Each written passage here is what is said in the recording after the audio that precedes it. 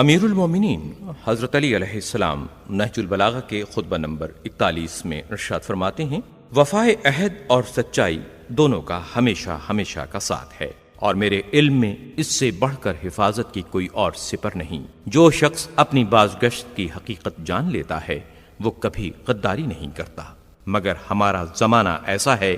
جس میں اکثر لوگوں نے غدر و فریب کو عقل و فراست سمجھ لیا ہے، اور جاہلوں نے ان کی چالوں کو حسن تدبیر سے منسوب کر دیا ہے۔ اللہ انہیں غارت کرے، انہیں کیا ہو گیا ہے؟ وہ شخص جو زمانے کی اونچ نیچ دیکھ چکا ہے اور اس کے ہیر پھیر سے آگاہ ہے، وہ کبھی کوئی تدبیر اپنے لیے دیکھتا ہے مگر اللہ کے احکام اس کا راستہ روک کر کھڑے ہو جاتے ہیں، تو وہ اس حیلہ و تدبیر کو اپنی آنکھوں سے دیکھنے اور اس پر قابو پانے کے باوجود چھوڑ دیتا ہے، اور جسے کوئی دینی احساس سد راہ نہیں ہے وہ اس موقع سے فائدہ اٹھا لے جاتا ہے۔